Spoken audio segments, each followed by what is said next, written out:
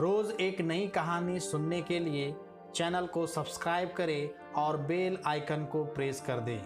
नमस्कार दोस्तों, मैं हूं सुनील और आप देख रहे हैं महतो हिंदी कथा।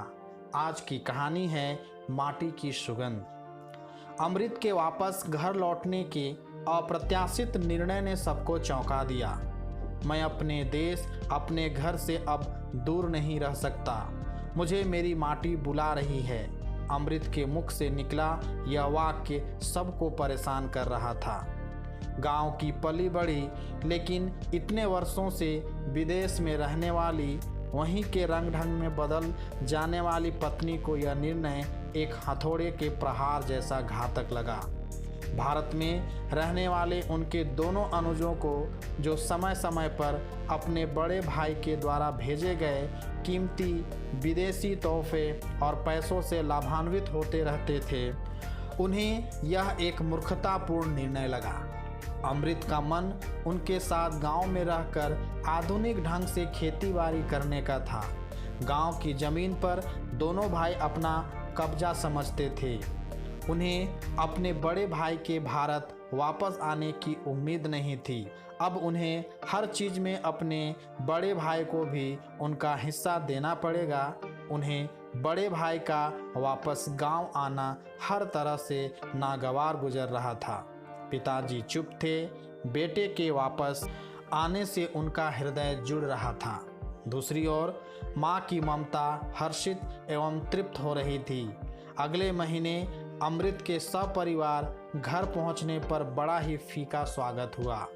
भाइयों के भवें चढ़ी रही तथा सबके व्यवहार से उनके वापस आने की नापसंदी साफ झलक रही थी। तभी अमृत के नाक में पकवानों की खुशबू आई। वह दौड़कर रसोई घर पहुंचा। ढके हुए बर्तनों के मुंह को खोला। वाह, कोफ्ते, मटर पनीर, दही बड़े, यह सब देखकर उसके मुंह में पानी भर आया। रसोई के एक कोने में बैठी माँ उसकी सबसे पसंदीदा चीज़ मालपुए भी छान रही थी।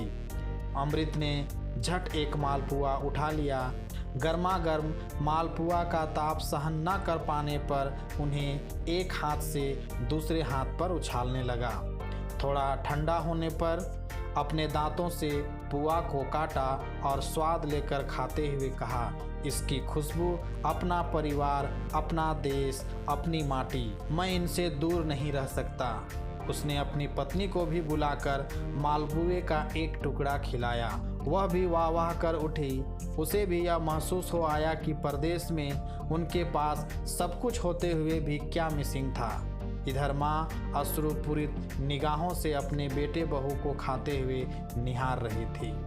यह कहानी बताती है कि विश्व के किसी भी कोने में आप रह ले, किंतु अपने जन्मभूमि की याद सदैव आती है। वहाँ बिताए बचपन की यादें मन को तरोताज़ा कर देती है। अतः व्यक्ति को अपने जन्मभूमि, मातृभूमि पर गर्व होना चाहिए। धन्यवाद।